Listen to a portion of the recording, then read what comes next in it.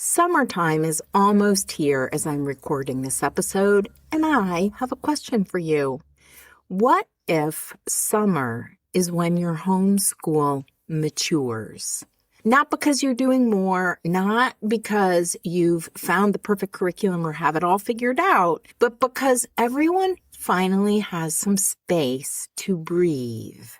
I think sometimes we treat summer like a pause button, right? We're ready for a break. Or we panic and wonder how to keep lessons going because we feel so behind. But what if summer is not really either of these? What if summer is a time for integration?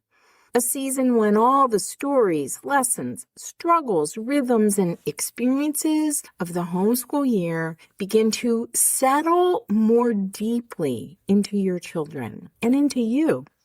Summer learning often looks quieter, less formal, more spacious, more active. It happens while gardening, swimming, listening to audiobooks in the hammock, going to summer camp, building obstacle courses, getting bored, reading on rainy afternoons, traveling, reflecting, and resting. As I look back on our family's summers, some of the deepest growth in our homeschool happened during the summertime. In this episode, I want to share some reflections and encouragement from several of the Taproot Teacher Training team members, the mentors who put together the Taproot Teacher Training. And we're talking today about summer rhythm, rest, learning, and integration. If you're interested in the Taproot Teacher Training and want to learn more about it, it's a professional development retreat for homeschoolers every summer. You can check out the links in the show notes for this episode at artofhomeschooling.com/episode 259. We'd love to have you join us at Taproot in August. And to everyone listening to this episode, I hope this gives you permission to exhale a little, because summer doesn't have to look super productive to be meaningful. Before we can enter summer well, many of us have to let go of the pressure we've been carrying throughout the homeschool year. And that's not always easy to do. Even experienced homeschoolers can struggle to release the unfinished plans, lingering expectations, or the feeling that we should keep pushing. Here are some thoughts on this from Sarah. Hi, this is Sarah. I'm Jean's assistant and part of the Taproot team as well. For me, the summer holidays always seem to sneak up.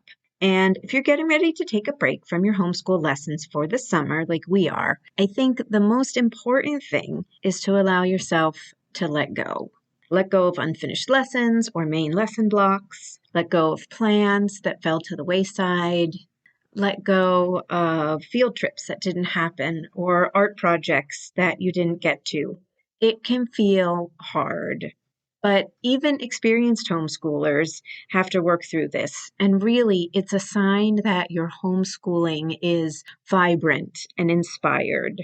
It's always better to have more ideas than to not have enough. And going through Jean's reflection exercises to focus on all the learning that did happen can be really helpful when you need to let things go like this. So here at our house, I'm calling this week Reading and Wrapping Up. And we're simplifying our rhythm after a super busy spring so that each morning we'll read aloud together and we'll complete just one wrapping up activity. And really our summer rhythm will be similar, weaving in a little bit of reading time, music practice, maybe some art or games, and lots of free time. For summer, I got myself an actual paper magazine subscription and a crossword puzzle book. And I'm hoping to enjoy a few minutes of downtime every day, which I have to be super intentional about, or I tend to get carried away by that big summer energy. So that's our transition to summer. And if you're in the same place with your homeschooling, I wish you a happy wrapping up week. I love her reminder that having more ideas than time is actually a sign of a living, breathing homeschool, not a sign of failure. And maybe summer is when we stop trying to finish everything and start noticing what's already grown. One of the things I notice every year is that rest changes people. It changes us, changes our children. Children grow emotionally or intellectually after weeks of outdoor play and less structure. Parents regain creativity. Everyone softens a little bit. Rebecca and Jody both speak so beautifully about this idea of integration and letting learning settle. Here are some encouraging words from Rebecca. Hi, this is Rebecca. These are my tips for a summer reset for you, the homeschooling parent. You need a reset just as much as the children do. Rest allowed the brain to integrate all the learning from the school year, and it applies to us as parents as well. For me, the month of June is a great time for that. I typically take the whole month off, anything school related. I'm not even planning for the next year at this point. The reset is needed for me, and I feel like it's earned, but it's not a free-for-all. It's basically a shift in my rhythm. So what that looks like for me is a shift toward being outdoors, toward gardening, toward strawberry picking, processing berries, making jam. And of course, I'm doing that with my children, or was doing that with my children when they were younger, because now they're much older. My oldest is 22 and my youngest is 16. In June, I might also focus on some organizing and indoor cleaning projects, the things I didn't do during the school year. It's a month where I prioritize my own self-care as well. I may schedule a doctor's appointment, a massage, or a chiropractor appointment, the things that I didn't get to during the school year because I was too busy. I also make it a priority to visit friends during the summer and maybe plan a walk with a friend that I haven't seen in a while, maybe once a week or once every other week.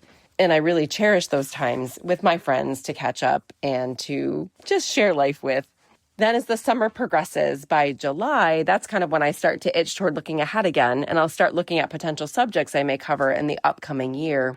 And then the brainstorming and the planning starts all again. But of course, I'll set aside pockets of time where I'm doing brainstorming and planning, and then other pockets of time where the kids and I are doing things outside. We're going on field trips. Now the kids are older, like I said, and they're working. So I do have a little bit more time to myself. I've been volunteering at a food pantry for many, many years. And instead of doing volunteer work once a month, I will go typically every week during the summer. And when the kids were younger, I was actually able to take a couple of them with me to experience that project as well. Now, in August, Taproot Teacher Training happens. So a summer retreat is wonderful during this phase. For the last 15 years, Taproot has been the place for me, first as a participant and now as a presenter. So starting in July, I start to plan and look ahead to the next school year and also be planning my Taproot workshops for this summer coming up. And then in August, I'm attending Taproot and finalizing my plans. And this year, I will just have one left at home, a high school junior. So summer is just around the corner, and I hope to see you at Taproot and enjoy your reset.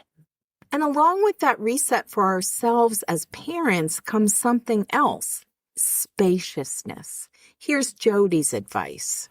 Hey y'all, Jody Messler here.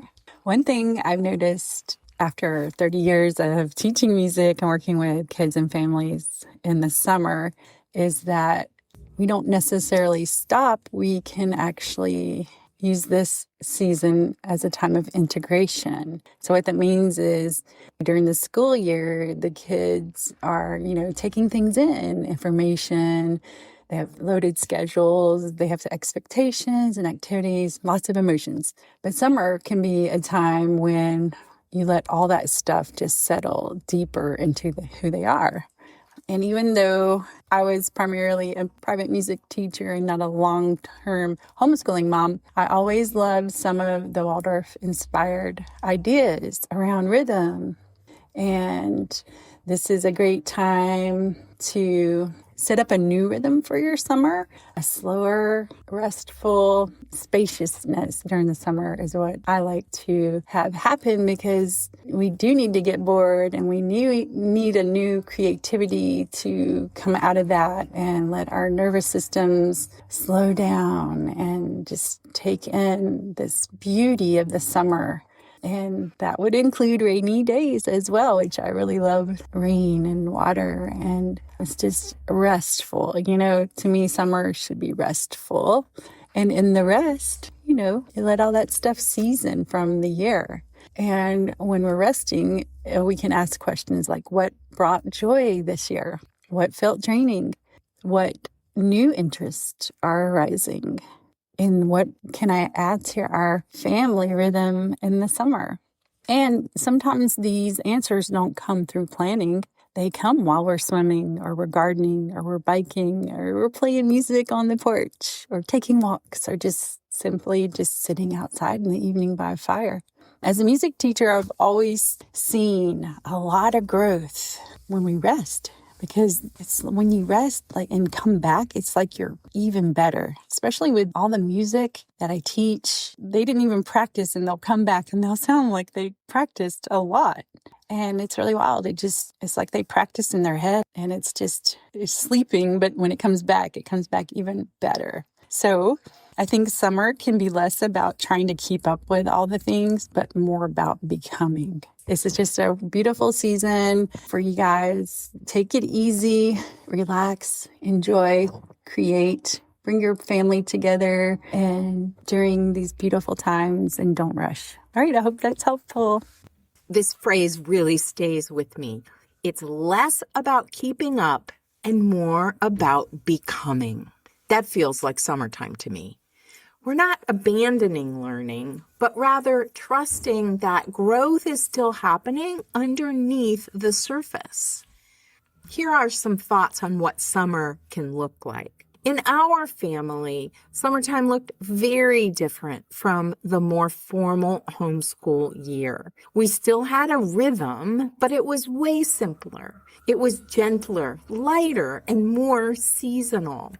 I love summertime for a simpler rhythm. We all needed a break in our family from formal lesson time, a time when we could be outside more, gardening, or just sitting on the deck or the porch. Our kiddos might go to summer camp, swim at the pool, or bike ride with neighborhood buddies. But we also needed a regular rhythm. We couldn't just throw rhythm out the window, because I would find if I tried that approach, things would fall apart pretty quickly.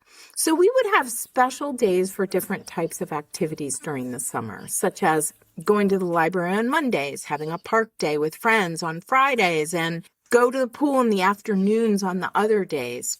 We'd also take a few out-of-town trips to go camping with friends or head to northern Michigan to visit grandparents. When my kiddos were little, we enjoyed going berry picking or reading aloud in the yard on a blanket, making homemade ice cream. We had this basket full of books for reading aloud and card games, other games that we could easily carry to the backyard on a sunny day or the front porch on a rainy day. Having these things set up really helped our more relaxed summer rhythm go more smoothly. I do want to underscore the importance of unscheduled time. We want to protect that unstructured time for play, rest, reflection. It's important for children to have time for creating their own little worlds, their imagination, their creativity. Summer is a beautiful time for imagination and also simple traditions. The smallest things can become meaningful family memories when repeated with intention. Here are some thoughts from Allison. This is Allison from Austin, Texas, and just thought I'd share with you a couple things that we used to do in the summers when the kids were younger. The most memorable one was probably the fairy table for Midsummer Night's Eve. We did a beautiful, just gathering any stones and just whatever we had, little figures and shells and sticks and leaves. Just created a fairy table on a surface. And in the evening, then I would leave a few treats there sprinkled from the fairies when they visited the fairy table on Midsummer Night's Eve. And the kids just loved it.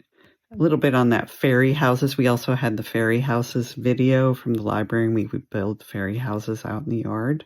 Very simple things that you all probably know how to do and have done, but when you do them with intention, it just adds up. And the other thing that was really fun is I used to babysit some of my husband's colleagues' kids in the summer, so I'd make it kind of a summer camp. And the biggest hit was an obstacle course, again, made with any kind of stuff in the backyard.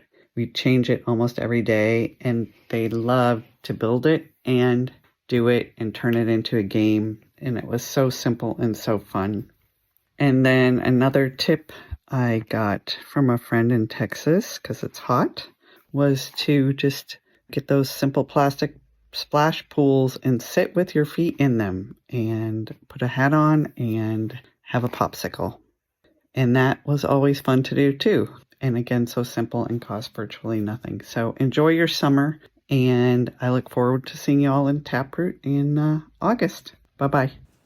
I love Allison's reminder that simple things add up over time. Children remember the feeling of summer, the rhythms, the magic, the togetherness, not whether we've checked every box. And underneath all of this is something really important. Learning is still happening, maybe even more deeply than we realize. Karen shared this beautiful reminder about lifelong learning. Hello, this is Karen. We tend to look at homeschooling as traditional school just placed at home instead of at a designated location or an institutional type building. This usually means we think of school time in terms of both a daily and a yearly schedule or a rhythm. So this begs the question, does this mean that everyone stops learning? No learning takes place in June, July, and August? Some people believe that's true. I certainly don't. I believe that learning happens all the time that a human is alive. Lifelong learning happens both from reaching out and interacting with the world, but also from reflecting on the experiences from those interactions. So, what does a traditional summer break mean for those of us doing non-traditional education? It means an opportunity for every member of the family to learn from different people and in different settings, different from home. Interactions with people outside your usual environment is very beneficial for all of us. Summer camp is designed to give kids, but families too, opportunities to be outside, play sports, learn a new craft, or make new friends. But it's also a time for homeschooling parents to reflect on their own learning. What worked well last year? What can I do differently to be a better parent or even a better spouse? What enriches me to feel excited about being with my kids all day? These are my recommendations to enrich your life learning, but also your kids. Take a summer class in something that's always interested you, or take it alongside your kids. If you can't afford to take a class, Google it or go to the library and look up how to do it and learn about it either on your own or with your kids. Make your opportunities for learning as valuable as the ones that you make for your kids. Grow a garden. Go on vacations to new places. Even something as simple as a trip to the local park can be a wonderful chance to spark a new interest for you or your kids, or maybe something you do together for a while. Start a new creative project. Expand on an existing skill set. Read a different genre of book. Or, my favorite, trade kids with a trusted friend so that you can have a weekend getaway with your spouse. And your kids get to learn about how other families' daily rhythms and foods happen. Summer is both a time to reflect on your experiences and to reach outside your comfort zone for interactions with others. That's where real learning happens. And sometimes the most valuable thing we can do is simplify even further. Joe shared what mattered most in his family during the summer months. Summertime is here again, right after spring, right after the end of a very long school year. So what should you do for the summer? I remember when I was young, that summer was like no school, running around, just not even thinking about anything until September came. Then I was homeschooling my kids. I remember just teaching year-round and trying to keep a rhythm. I do a little bit of both now. My kids go to a school, but we do stuff over the summer. 3 things: math, art, and reading. So visit your libraries for the reading part. They always have really cool programs. But the other thing to remember is summer is really important. Just explore and spend time doing nothing. As John Lubbock said in The Use of Life, rest is not idleness, and to lie sometimes on the grass, under trees, on a summer's day, listening to the murmur of the water or watching the clouds float across the sky is by no means a waste of time. So find creative ways to not really waste your time, but rest together and create memories. Math, art, reading, and rest. Time for exploration, time to just be. Honestly, that's probably enough, more often than we think. And I want to close this conversation with a little wisdom from Barbara, the founder of the Taproot Teacher Training. Barbara's summertime advice is this: take a break, enjoy the outdoors, read good books on rainy days, let your kiddos pursue new interests, and have fun. So very simple. Summer integration isn't just for children, though. It's often for us, too.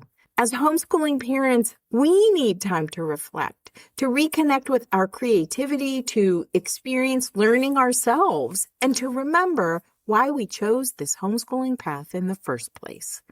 And honestly, that's the reason I love the Taproot Teacher Training so much. It's not just information. It's an immersive experience. You sing, paint, listen to stories, practice the lively arts, reflect, and learn alongside other homeschooling parents. You get to become the student again for a few days, and that kind of experience changes the way you return home to your homeschool. This year is especially meaningful because we're celebrating Taproot's 20th anniversary. So if your soul is craving renewal, inspiration, creativity, community, or simply space to integrate your homeschooling journey, we would absolutely love to welcome you there. You can learn more about the Taproot Teacher Training at artofhomeschooling.com/taproot. And until next time, take a breath, step outside, and trust that meaningful learning is still unfolding even in the spaciousness of summer.